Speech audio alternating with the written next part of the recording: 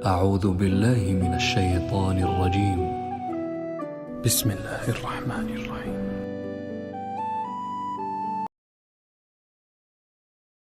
شروع اللہ کا نام لے کر جو بڑا مہربان نہایت رحم والا ہے. طاسین، یہ قرآن یعنی کتاب روشن کی آیتیں ہیں. مومنوں کے لیے ہدایت اور بشارت ہے، وہ جو نماز پڑھتے اور زکوٰۃ دیتی ہیں اور وہ آخرت کا بھی یقین رکھتے ہیں. جو لوگ آخرت پر ایمان نہیں رکھتے، ہم نے ان کے اعمال ان کے لیے آراستہ کر دیے ہیں تو وہ بھٹکتے پھر رہے ہیں. یہی لوگ ہیں جن کے لیے برا عذاب ہے اور وہ آخرت میں بھی بہت نقصان اٹھانے والے ہیں. اور تم کو یہ قرآن اس حکیم و علیم کی طرف سے عطا کیا جاتا ہے. جب موسیٰ نے اپنے گھر والوں سے کہا کہ میں نے آگ دیکھی ہے، میں وہاں سے رستے کا پتہ لاتا ہوں یا کوئی شعلہ یعنی ایک انگارہ تمہارے پاس لاتا ہوں تاکہ تم آگ تاپو. جب موسیٰ اس کے پاس آئے تو ندا آئی کہ وہ جو آگ میں تجلی دکھاتا ہے بابرکت ہے، اور وہ جو آگ کے ارد گرد ہے. اور اللہ جو تمام عالم کا پروردگار ہے پاک ہے. اے موسیٰ، میں اللہ ہوں، عزت والا، حکمت والا. اور اپنی لاٹھی ڈال دو. سو جب اسے دیکھا تو اس طرح حرکت کر رہی تھی گویا سانپ ہے، تو پیٹ پھیر کر بھاگے اور پیچھے مڑ کر نہ دیکھا. فرمایا اے موسیٰ ڈرو مت، میرے پاس پیغمبر ڈرا نہیں کرتے. ہاں، جس نے ظلم کیا پھر برائی کے بعد اسے نیکی سے بدل دیا تو میں بخشنے والا مہربان ہوں. اور اپنا ہاتھ اپنے گریبان میں ڈالو، بے عیب سفید و روشن نکلے گا. ان 2 معجزوں کے ساتھ جو 9 معجزوں میں داخل ہیں فرعون اور اس کی قوم کے پاس جاؤ کہ وہ بدکردار لوگ ہیں.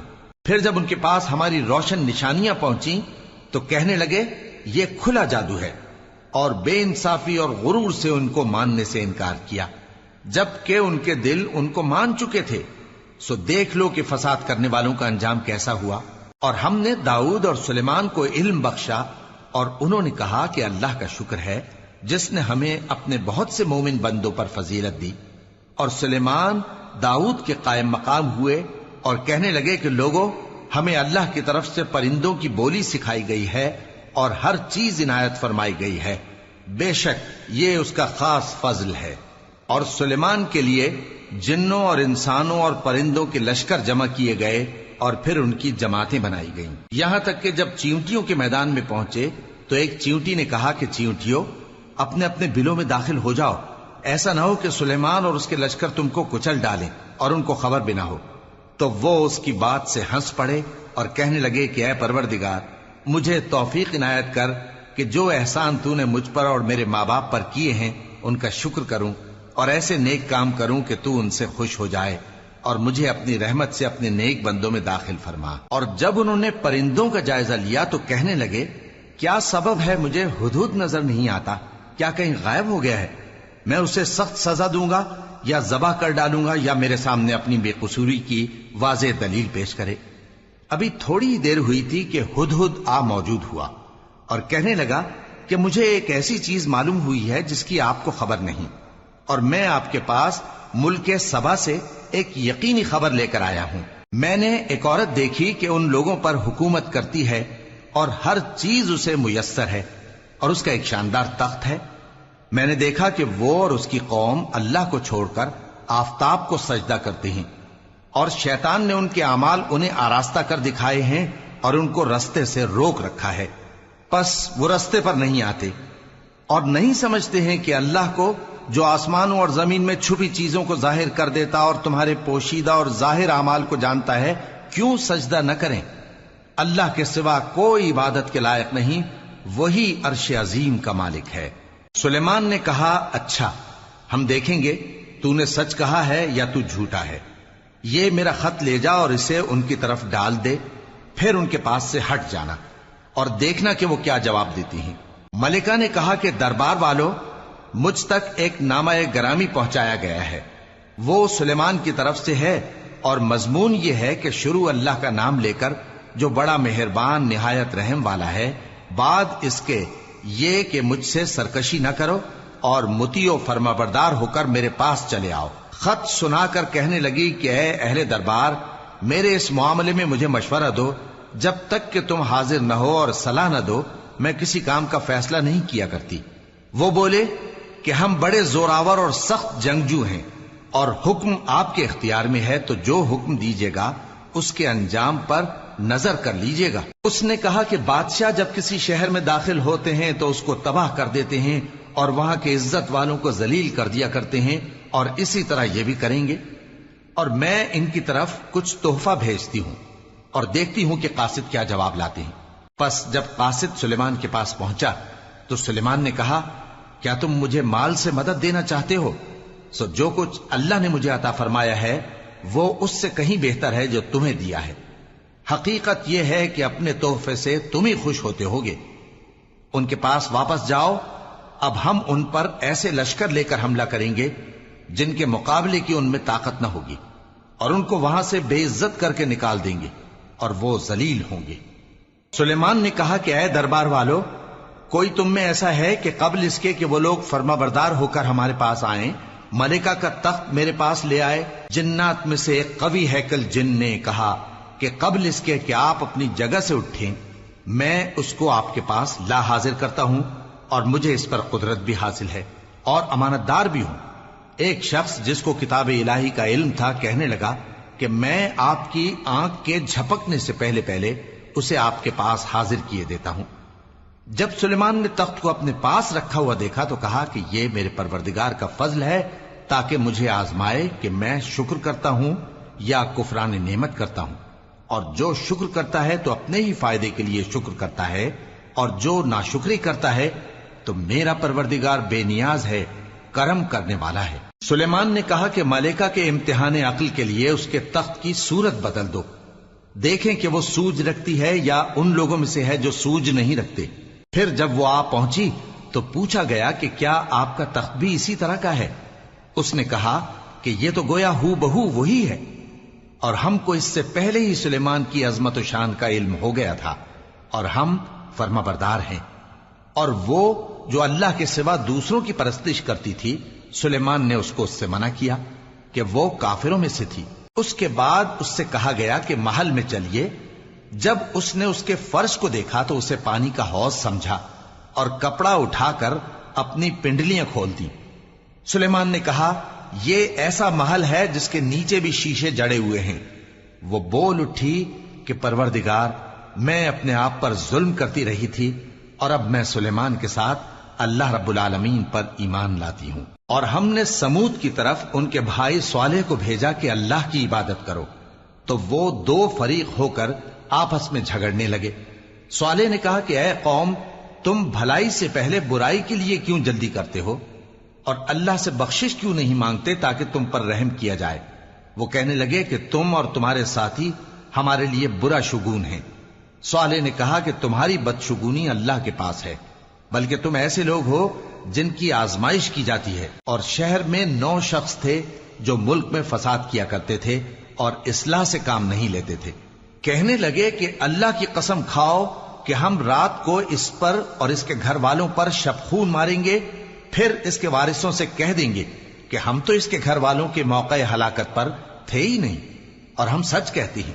اور وہ ایک چال چلے، اور ہم نے بھی ایک تدبیر کی، اور ان کو کچھ خبر نہ ہوئی۔ تو دیکھ لو کہ ان کی چال کا انجام کیسا ہوا۔ ہم نے ان کو اور ان کی قوم سب کو ہلاک کر ڈالا۔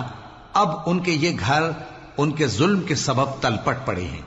جو لوگ علم رکھتے ہیں ان کے لیے اس میں نشانی ہے، اور جو لوگ ایمان لائے اور ڈرتے تھے ان کو ہم نے نجات دی۔ اور لوط کو یاد کرو جب انہوں نے اپنی قوم سے کہا کہ تم بے حیائی کے کام کیوں کرتے ہو جبکہ تم دیکھتے ہو؟ کیا تم عورتوں کو چھوڑ کر لذت حاصل کرنے کے لیے مردوں کی طرف مائل ہوتے ہو؟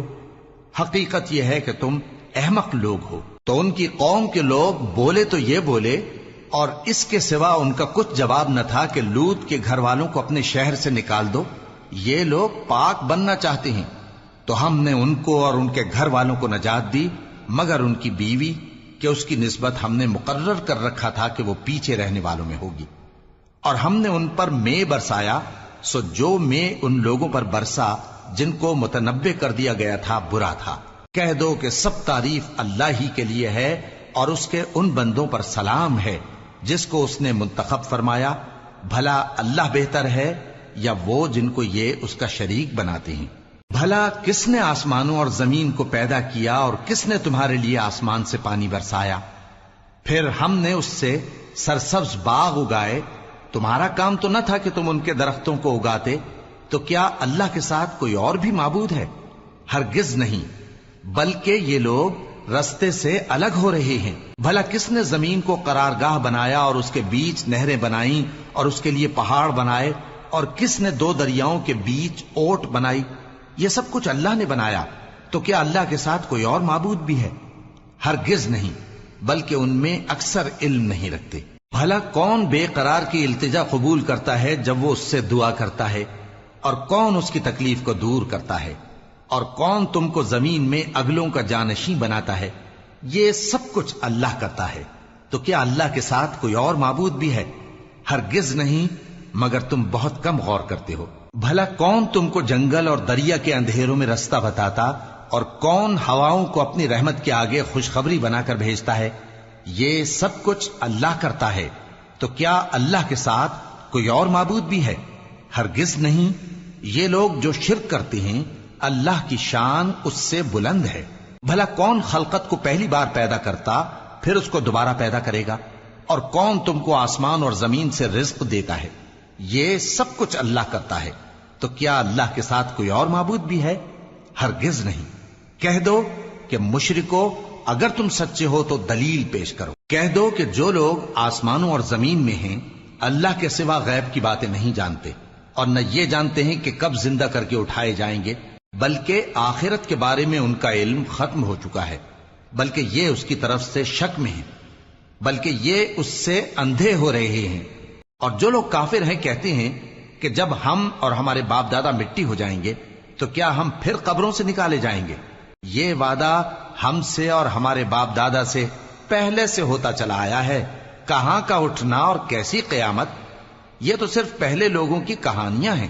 کہہ دو کہ ملک میں چلو پھرو، پھر دیکھو کہ گناہگاروں کا انجام کیا ہوا ہے، اور ان کے حال پر غم نہ کرنا، اور نہ ان چالوں سے جو یہ کر رہے ہیں تنگ دل ہونا. اور کہتے ہیں کہ اگر تم سچے ہو تو یہ وعدہ کب پورا ہوگا؟ کہہ دو کہ جس عذاب کے لیے تم جلدی کر رہے ہو شاید اس میں سے کچھ تمہارے نزدیک آ پہنچا ہو، اور تمہارا پروردگار تو لوگوں پر فضل کرنے والا ہے، لیکن ان میں سے اکثر شکر نہیں کرتے. اور جو باتیں ان کے سینوں میں پوشیدہ ہوتی ہیں اور جو کام وہ ظاہر کرتے ہیں تمہارا پروردگار ان سب کو جانتا ہے. اور آسمانوں اور زمین میں کوئی پوشیدہ چیز نہیں ہے مگر یہ کہ وہ ایک کتاب روشن میں لکھی ہوئی ہے. بے شک یہ قرآن بنی اسرائیل کے سامنے اکثر باتیں جن میں وہ اختلاف کرتے ہیں بیان کر دیتا ہے، اور بے شک یہ مومنوں کے لیے ہدایت اور رحمت ہے. تمہارا پروردگار قیامت کے روز ان میں اپنے حکم سے فیصلہ کر دے گا، اور وہ غالب ہے، علم والا ہے. تو اللہ پر بھروسہ رکھو، تم تو صاف حق پر ہو. کچھ شک نہیں کہ تم مردوں کو بات نہیں سنا سکتے، اور نہ بہروں کو جبکہ وہ پیٹ پھیر لیں آواز سنا سکتے ہو، اور نہ اندھوں کو گمراہی سے نکال کر رستہ دکھا سکتے ہو. تم تو انہی کو سنا سکتے ہو جو ہماری آیتوں پر ایمان لاتے ہیں، پھر وہ فرما بردار ہو جاتے ہیں. اور جب ان کے بارے میں عذاب کا وعدہ پورا ہوگا تو ہم ان کے لیے زمین میں سے ایک جانور نکالیں گے جو ان سے باتیں کرے گا. یہ ہم اس لیے کریں گے کہ لوگ ہماری آیتوں پر ایمان نہیں لاتے تھے. اور جس روز ہم ہر امت میں سے ایک بڑے گروہ کو جمع کریں گے جو ہماری آیتوں کی تکذیب کرتے تھے، پھر ان کی جماعت بندی کی جائے گی یہاں تک کہ جب سب آ جائیں گے تو اللہ فرمائے گا کہ کیا تم نے میری آیتوں کو جھٹلا دیا تھا، حالانکہ تم نے اپنے علم سے ان کا احاطہ تو کیا ہی نہ تھا. بھلا تم کیا کرتے رہتے تھے؟ اور ان کے ظلم کے سبب ان کے حق میں وعدہ عذاب پورا ہو کر رہے گا تو وہ بول بھی نہ سکیں گے. کیا انہوں نے نہیں دیکھا کہ ہم نے رات کو اس لیے بنایا ہے کہ اس میں آرام کریں اور دن کو روشن بنایا ہے کہ اس میں کام کریں؟ بے شک اس میں مومن لوگوں کے لیے نشانیاں ہیں. اور جس روز سور پھونکا جائے گا تو جو لوگ آسمانوں میں اور جو زمین میں ہیں سب گھبرا اٹھیں گے مگر وہ جسے اللہ چاہے، اور سب اس کے پاس عاجز ہو کر چلے آئیں گے. اور تم پہاڑوں کو دیکھتے ہو تو خیال کرتے ہو کہ مضبوط جمے ہوئے ہیں، مگر وہ اس روز اس طرح اڑتے پھریں گے جیسے بادل. یہ اللہ کی کاریگری ہے جس نے ہر چیز کو مضبوط بنایا. بے شک وہ تمہارے سب افعال سے باخبر ہے۔ جو شخص نیکی لے کر آئے گا تو اس کے لیے اس سے بہتر بدلہ تیار ہے، اور ایسے لوگ اس روز گھبراہٹ سے بے خوف ہوں گے، اور جو برائی لے کر آئے گا تو ایسے لوگ اوندھے منہ دوزخ میں ڈال دیے جائیں گے۔ تم کو تو انہی اعمال کا بدلہ ملے گا جو تم کرتے رہے ہو۔ کہہ دو مجھ کو یہی ارشاد ہوا ہے کہ اس شہر مکہ کے مالک کی عبادت کروں جس نے اس کو محترم بنایا ہے، اور ہر چیز اسی کی ہے، اور مجھے یہ بھی حکم ہوا ہے کہ میں فرما بردار رہوں، اور یہ بھی کہ قرآن پڑھا کروں۔ اب جو شخص راہ راست اختیار کرتا ہے تو اپنے ہی فائدے کے لیے اختیار کرتا ہے، اور جو گمراہ رہتا ہے تو کہہ دو کہ میں تو صرف خبردار کرنے والا ہوں۔